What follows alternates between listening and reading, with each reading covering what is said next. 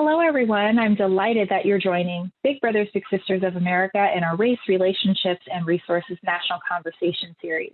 Today, I'm joined by volunteer in what we refer to as a big and author, Eugene Gene E. Jones Jr., and one of his mentees, which we lovingly refer to as a little, although he isn't little anymore, Paris Jackson. My name is Tanya Gibson. My pronouns are she, her, and hers. I am the Vice President of Diversity, Equity, Inclusion, and Human Resources for Big Brothers Big Sisters of America. I'm delighted that you are joining us in today's discussion entitled Humans, Housing, and Humanity. So without further ado, we're going to jump right in and have our conversation with Gene and Paris. Thank you, gentlemen, both for joining us for today's discussion. And so, Gene, this first question is for you. And our title today is Humans, Housing, and Humanity. But we're here at Big Brothers Big Sisters. We want to talk a little bit about the involvement that you've had over a number of years with Big Brothers Big Sisters. So can you share with our audience today how you became involved with Big Brothers Big Sisters? Well, initially I came involved in Big Brothers Big Sister when I moved to California from Albuquerque, New Mexico. I had just got out of the United States Air Force for 10 years. And so I decided to move to the Bay Area. And so I was by myself, single, no kids or anything like that.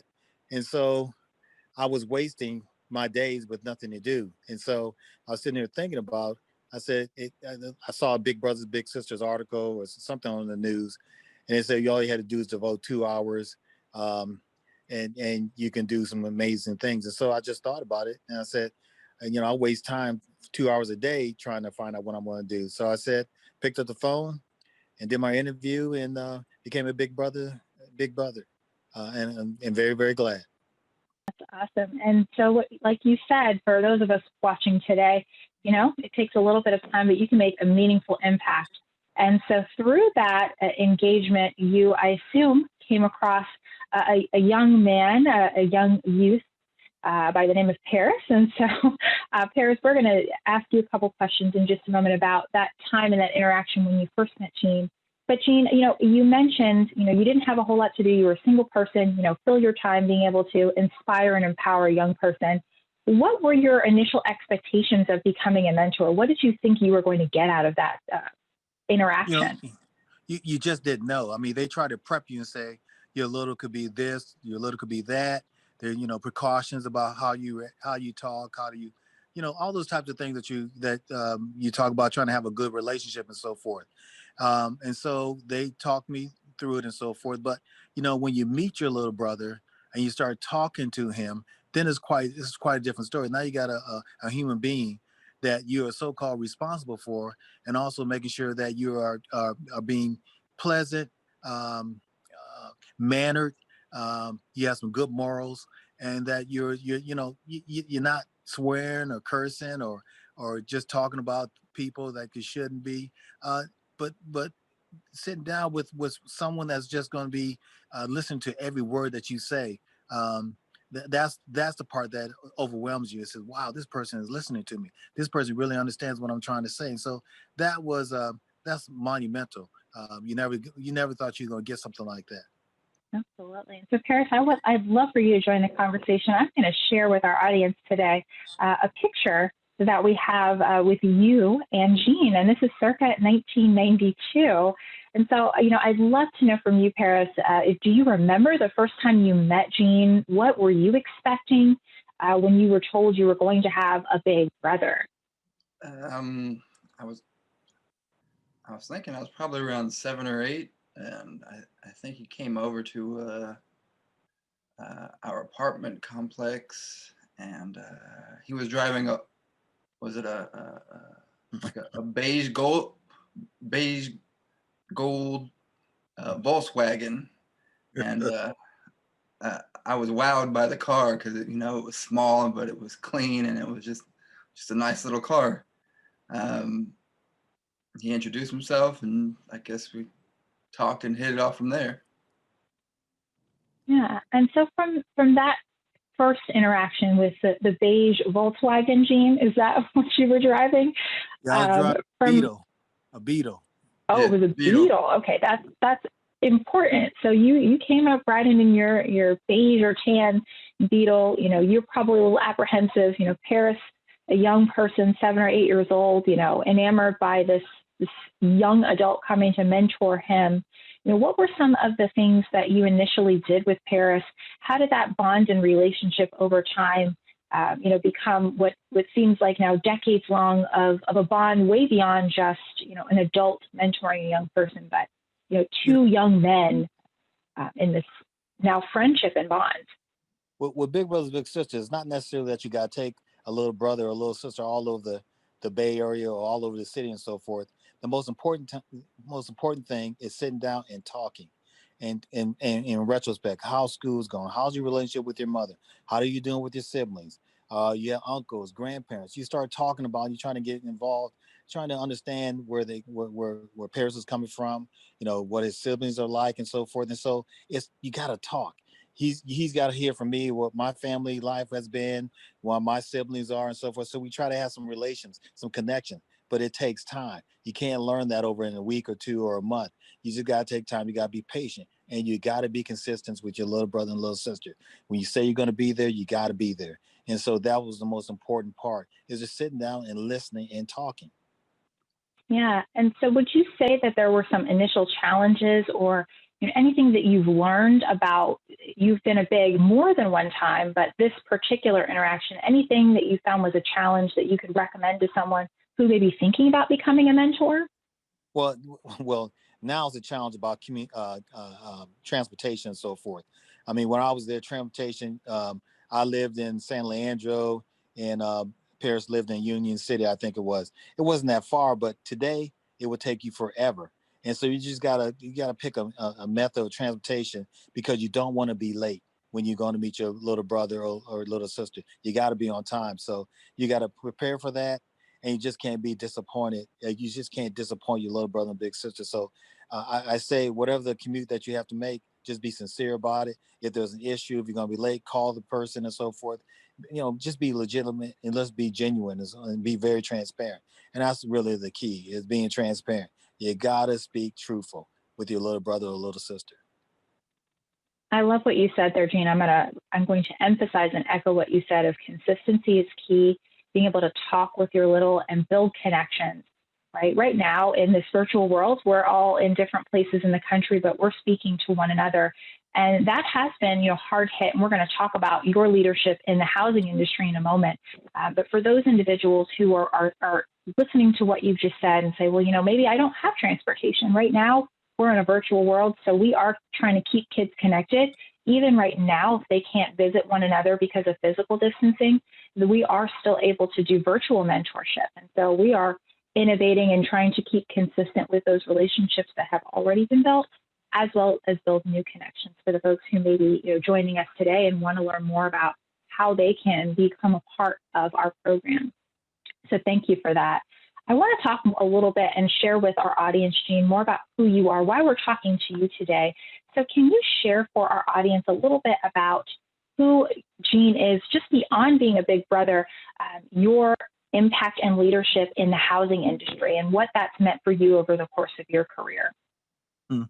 Well, I'm not saying I had no, I can't say this. I had a great growing up. My dad was in the military, his career. I spent my junior high and high school in Tokyo, Japan. I came back, graduated from high school when I was 16. And when I turned 17, my dad signed me over to the United States Air Force. And in those 10 years, I traveled all over the world. It gave me the opportunity to see how different people work and live. It gave me the opportunity to see how you don't discriminate. Everyone's the same, especially when you're overseas into a country that you've never been, and you're not a part of their community, and just judging people differently, seeing the world differently from what we see every day. I had the opportunity to leave the city versus all these kids who've never left out of their hometown, let alone their state and so forth. And so I try to make sure that I take those experiences and explain to these little brothers and little sisters, you can do the same thing. You don't have to do the same way I do, but you have an opportunity, and don't think that you never do. You have to have a plan, And that's what your little brother or your big brother, big sister will do, is sit there and talk about where you want to go, how to weed that out of you and so forth. And how can I help? And that's the most important thing. Can you help when you say you're going to help? Can you be there when you say you're going to be there? When he picks up the phone or she picks up the phone call, will you answer the phone? Not not having a recording to answer to and so forth. Those are important to little brothers and little sisters. You got to give them life experiences because they're going to be going through similarly the same things you're going through. And so that benefits both the big brother and the little brother and the big sister and the little sister. So Yeah. So Paris, I do. Yeah. housing has Go been ahead, Gene. indicative. Housing has been indicative. I was just gravitated to housing all over the country. I'm really called a mix to fix it. I go to housing agencies across the country and fix them, make sure that they're providing housing, looking at homelessness, looking at all issues to put a roof over someone's head and provide services. In my job, we just don't do bricks and mortar. We do social services. We try to provide job training, career enhancement, incubators, jobs and opportunities, contracting. So that's what I do, and that's what I've done learning all over these years when I do housing and make the connection with social service agencies like Big Brothers Big Sisters. Wonderful. Well, thank you for your service. I don't want to go any further without reminding folks that you are military veterans. So thank you for your service there and for being a big multiple times over. Thank you. You're welcome. And so, Harris, I do want to ask you a couple of questions and join in with this conversation, talking more about, you as a young person through the years, being matched between, as a young person, what are your thoughts about the shift in terms of mentoring? When we talk back, you said it was about 7 or 8 when you were first matched with Gene. Do you remember, how many years you all were matched? Was it several years, or, what happened through your match relationship with Gene? I mean, Gene's had a huge impact on me and my life. Probably, I want to say we met about 7, and we went on till, I don't know, 18, 19, and then life happens. It's pretty much it. I mean, I'm still close with his family, especially everybody who's here in the Bay Area, his kids. We still talk, hang out. I opened a small business with his son, so we're relatively close. Yeah. So would you say this went beyond just Gene being your big to really, Gene and his family becoming a part of your family? Would that be accurate? Gene is family. It's just how it is. You know what, there he is. Tanya, the interesting part about this is that I can't remember what point it was, but see, Paris, when I got married, had a child and so forth, that's when we really intertwine ourselves. And that's why we call us family today. He knows my 3 kids. I know, his siblings and so forth. And so to this day, my kids interact with Paris more than I interact with Paris. Facebook, he goes over and see them. They have that connection. That connection would never go away. That's so heartwarming. I love that, because that's what Big Brothers Big Sisters is about. We feel that it is a lifelong connection, and I love to hear that. So Paris, thank you for sharing. You started your own business, so congratulations with being a small business owner, and working alongside others. I think is maybe that, if you want to say this, that Gene may have been your inspiration of being able to shift from just a person who may, as Gene asserted earlier, 2 or 3 hours a month. That was what we told him initially. His commitment would be to a lifelong commitment. So, thinking about that now, what would you say is a lasting impact that Gene has had on your life, Paris? If you had to say one thing or a couple of things as an impact he's had on you. There's just so many. Just the time we spent together, it's mostly it. Going to the movies, even to this day, is one of my favorite things to do. That's where, we would go catch all the newest flicks, hang out and play and go on trips, and I mean, just spending time with me mostly. I love to hear that. It's just spending time, the consistency, being, a caring adult, and now yourself, Paris, as being an adult. Do you think that the relationship and the bond that you've built with Gene and now his family, who is your family now, do you see yourself now as an adult being kind of like Gene as a mentor to other young people? Has that become a part of who you are as an adult now? I mean, I do volunteer work. I used to volunteer all the field trips at my friend's school, just to go and be involved with the kids and take them. We'd go on hikes, go on small trips, anything to help out kids. I mean, all my friends, they have kids. I personally don't have any, but I like, I babysit and take care of them. I have 13 nieces and nephews of my own. So, I mean, so you are an informal mentor to all of your nieces and nephews, I guess. Exactly. And so, Gene, you share with us a little bit about, the value and the necessity of mentoring, as well as housing and essential services, and getting action oriented. And so I want to also have Paris join in this question. So, Gene, we'll start with you, and then Paris, if you can also answer. For the audience, can you share with us, Gene, the value and necessity of mentoring within their own community? What would you say is the value and necessity of mentorship? You make yourself proud. You feel good when you go home that you've done something. You touch someone's life in a different way. You challenge them just like they challenge you. I have Paris for all these years. Paris has never done drugs. He's never been in jail. He's never been arrested. He's done all these positive things in his life. He has his own business. That exemplifies what this program does for these young people. If you're consistent in their mind and in their leadership, that you're doing this. Like I tell everyone, not everyone can be a big brother, big sisters. You just can't. You may be a good support person for the organization, but not everyone can be a big brother, big sister, because it takes dedication, it takes consistency, and you have to have good morals when you talk to these little brothers and little sisters. And so that's paramount to the success of Big Brothers and Big Sisters, and the success to these little brothers and little sisters. I'm pretty sure there are a lot of success stories across this country that's not being disclosed or displayed in the media because it's not sensational.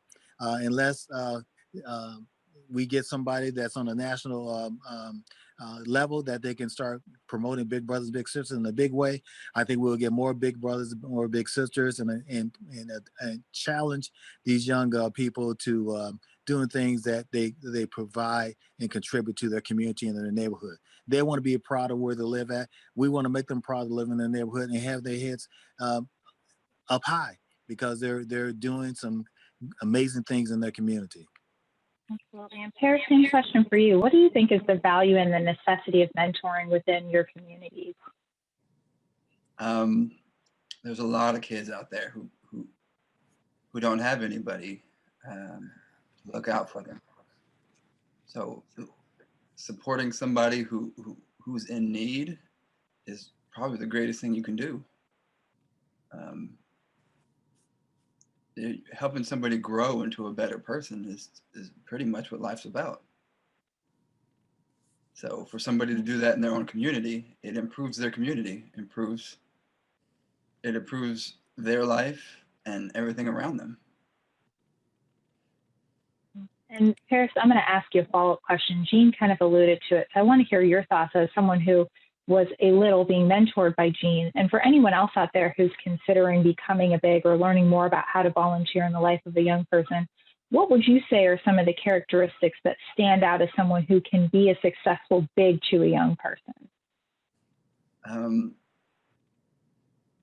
You just have to be kind, honest, and able to share your time. If you're not selfish and you're able to share your time, those are the key things that you need. And Gene, what would you say? How would you finish that thought up? Who could become a big? You said it already. Not everybody can be a big or be a mentor. What would you say would be the quality characteristics of someone who should become a big? You got to be sincere. You got to be honest. You got to be transparent. And you got to have the ability to talk. talk about your emotions, your concerns, and so forth, and how you can get that, how you can make that be understandable to your little brother or little sister. You just got to be patient, patience, patience, because everything's not going to work the way you think it's going to work or anything like that. There may be issues that are going on in the family that you don't know anything about. And once you see the little brother, little sister, they may be acting up, or they may be doing something different, or don't want to talk, or they're depressed. You have to be patient. You have to be understand. And I'm not saying you got to be a psychology major or anything like that, but you know the red flags. You know how to talk. You got to know how to talk to little brothers and little sisters in a way in which you're sincere, and they know that you're sincere. Yeah, very well said. Thank you for both of your insights. So, Gene, I'm putting you on the spot. So, Paris, tell me if he's telling the truth. So, Gene, what would be one thing that you would say you learned from Paris that stuck with you throughout all of your interactions with other littles? What would be the thing that Paris taught you in your journey being his big? Never give up. Never give up. Keep doing what you're doing and just never give up. That's your calling. And that's what I get from Paris. Just never give up. You in a position of authority that you can do things for people. Just don't ever give up on that. Yeah. And Paris, same question for you. What's one thing that stuck with you through your relationship with Gene? That Gene was always there for me. I mean, I can't name a time when I was little that he wasn't there for me. I mean, there's been occasions where, he wasn't able, we weren't able to get together, but he was still always there, always a phone call away. Even if he was traveling or gone for work, he was always there. And that means the most. I just love to hear both of your answers because it just sounds, it's from the heart, it's genuine, it's meaningful, and this is why we're in the work that we're in. So for my question for both of you, and what you alluded to, Gene, I think is so important. We need, our officials to act. We need services like Big Brothers, Big Sisters to come together and build those bridges of community. So how can we come together and as a community to shift the narrative to a place of understanding and humility? What are some of the things that you would say we can do as individuals, as organizations? Where do you see us going in that work? It takes leadership and partnerships. People have to come together as one and look at the common goal, the commonality of the neighborhood, and try to improve them. Everyone has a voice, but someone's got to make a decision, and that's what's needed right now. You got to be very transparent. Everyone's got to come to the table and come out and look at resources that they have, resources that are unavailable, and how do we bring these resources to each one of the community and get people to volunteer.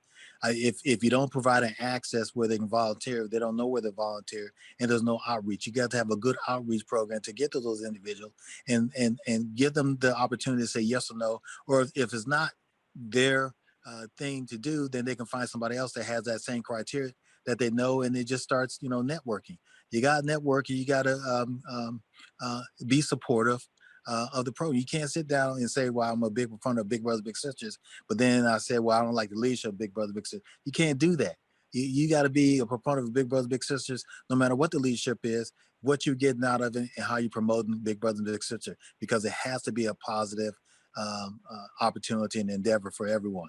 You got to have partnerships. You got to have a good leadership. Absolutely. And since Gene, you shared with us not too long ago that you have multiple years of experience in the housing industry, and so I do want to allow our audience to learn a little bit more about you. You are an author with a book that will be released very soon while our audience is watching today's discussion. So I'd love for you to share a little bit about this book because you are a successful leader in the housing industry. The book, as I will summarize it, but I'd love to hear your summary, is about your life, your career in the housing industry and your leadership. So can you share with our audience a little bit about your book? Well, thank you. The book is titled Housing Humans. And, some people say, well, this was your lifelong dream to write a book. It really wasn't. I think I just had an epiphany when I went from Chicago and moved to Atlanta that I wanted to put something down on paper and a legacy about what I've done and so forth. People don't know that I've ran the number 2 and the number 3 housing authorities in North America. That would be Chicago and Toronto. Toronto, I was the first African American, the first American to run any housing authority outside of the United States, and the largest in Canada.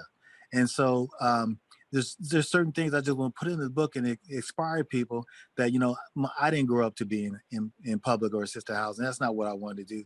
I can't remember what I wanted to do, but it wasn't that, I know for sure.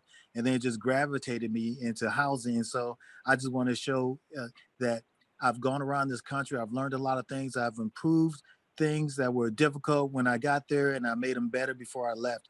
And so I just want to inspire these kids that says, you don't have to be a doctor or a lawyer. You can be a plumber. You can be a janitor. You can be working at a housing authority. You can be very beneficial to the community. I always told people in my industry, I said, if you don't like people, then this is not the industry to pick. Just like if you're a teacher, if you don't like kids, you shouldn't be a teacher. And so I wanted to put down pen to paper, show my experiences, but also make note about there's not a national housing policy about housing. It's not on anyone's top 20 list. And I'm trying to bring that up to the forefront, up to the top, because you need housing just in the same breath as you need transportation, security, healthcare, and education. And so my book is being provocative to probably put those things out. My vicarious life of Eugene E. Jones Jr. And that's what I really want to disclose and display and be very transparent and honest about the situation that we have before us. Well, I was your team was kind enough to share a little excerpt for the book. So later on, we'll talk more about how the audience can get their copy. And I think even just the few pages that I got to read will definitely inspire a whole new host of people, hopefully, to get involved, not only in their community, become a big, but also maybe, like you said, didn't know what they wanted to be, but get involved in the housing industry, education, those essential services that we all need. So thank you for that book. I can't wait to get my copy. We'll have to share with the audience how they can get theirs too. It's coming out October 15th. It's coming out October 15th. I'm very excited about that. And in the book, more so towards the preface and maybe some of the excerpts that I got the privilege of reading, you know, you outline for the audience some of the challenges that you experienced amongst, you know, the different housing authorities that you were a part of during your career and leadership in housing. But you mentioned and outlined that, you know, now taking a step back and writing this book, that you've also seen some staggering statistics that are affecting specifically what we call the BIPOC community. So for our audience, that's our Black, Indigenous, people of color.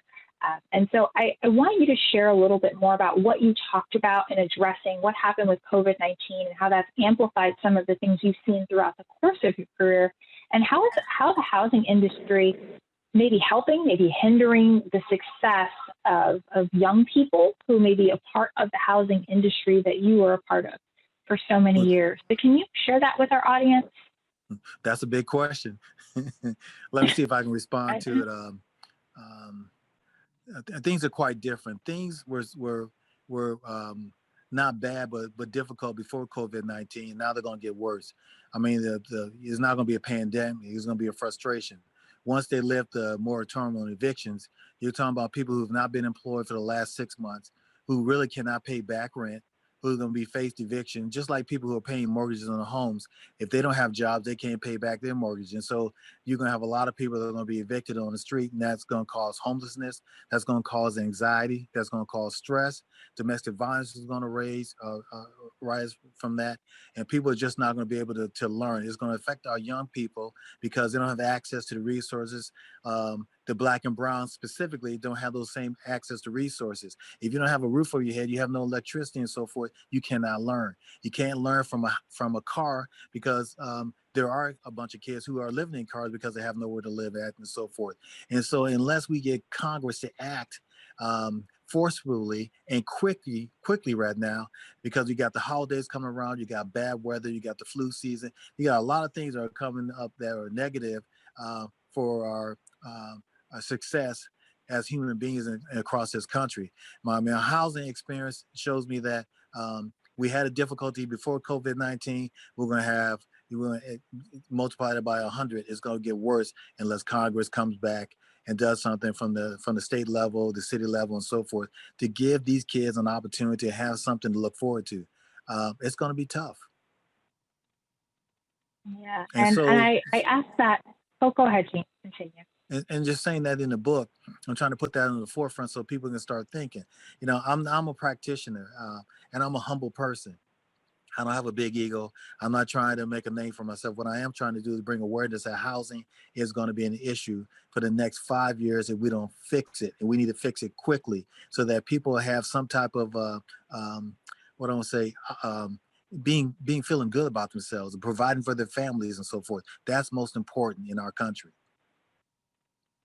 Yeah. And I ask that question really because what we see for Big Brothers Big Sisters is we serve 7 out of 10 youth that are in the communities that we work within are youth of color. And so with the recent social and racial unrest within our country, and my role specifically as the Vice President of Diversity, Equity, Inclusion, it's partly my responsibility to bring vision and leadership to strengthen our equity work, of course, alongside leaders in other industries like the housing industry, education, other social services, to make sure that, we are hearing the stories, that we're understanding what's happening within these communities that we work alongside. And of course, now hearing more about your story of mentorship.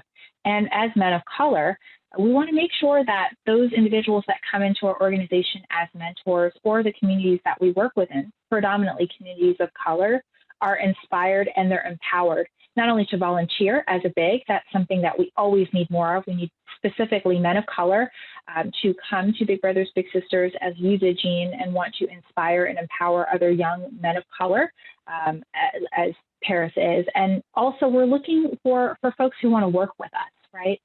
I think that's very critical to our success, is to have people that look like us be a part of the work that we do. And so often we have great caring adults like Eugene who they realize that the full impact of mentorship has to start with being consistent, talking with young people, being a part of their lives. As Paris said, you were always there for him. And that's what we really want, to amplify those voices for men of color and for women of color, to be a volunteer. And so, Paris, I do have a question for you here. The name of today's conversation is Humans, Housing, and Humanity. And I thought that was fitting for today's conversation, obviously, because we're all humans. We all need a place to lay our head. And when we don't have, the essential needs of the community in which we live in, shelter, it's one more thing that we have to worry about, as well as, obviously, we want to have a place where we can come together, a place of understanding and build humanity within our communities. And so I thought that it was fitting because of this, lived experience that we've talked about with Gene today, and your experiences as a little and now part of his family.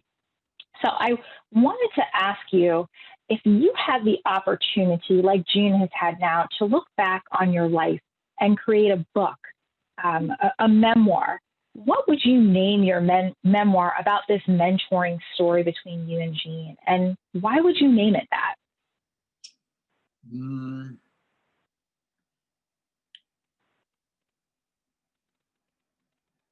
I'd have to say, let's see.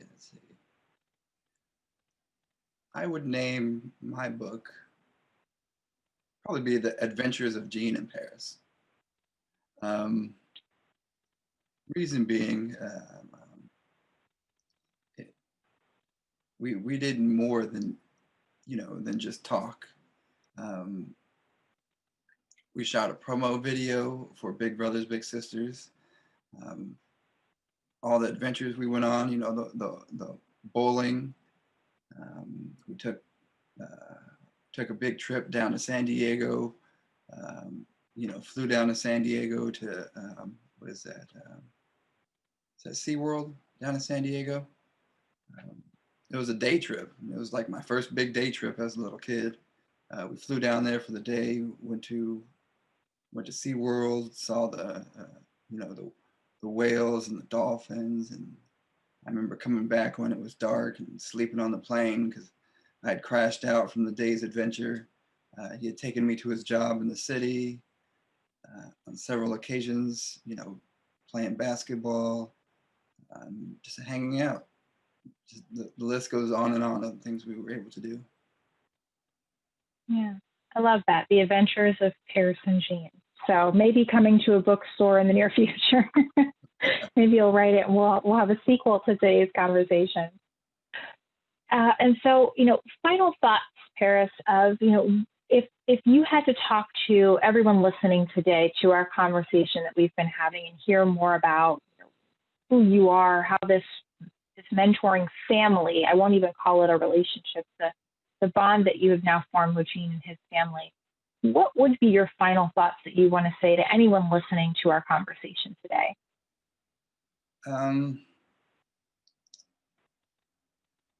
I would say if you have time, share your time. I mean, life's short. There's so many things that somebody younger can learn from you, from your experience. There's so many things that somebody can learn from you and your experiences as an adult. Even just younger adults, not even necessarily just children. Just share your time. Be there for somebody. Yeah, thank you for that. Hopefully our audience has heard that. They've heard the call to action. And so I want to finish out today by just saying a very special thank you to our special guests. We have Eugene, Gene E. Jones Jr., and Paris Jackson for sharing your time with us, more about when you were a little, not so little now, and your time spent with your big Gene. Again, I want to thank you for watching, and don't forget to purchase a copy of Gene's book, Housing Humans. That will be available in mid-October. That will be available in Amazon. And a percentage of the proceeds from that book will actually go directly to Big Brothers Big Sisters of America to continue helping in the work of mentorship. And so we hope that you'll pick up your copy of Housing Humans, available in mid-October. If you are interested in becoming a big, just like Gene did, you can visit www.bbbs.org to learn more. And so again, thank you to Paris and Gene for your time. It was a pleasure hearing your story today, gentlemen, and we hope that we have many more bigs and littles that can join in our mentorship work in years to come. Thank you, everyone, for joining, and you have a wonderful rest of your day.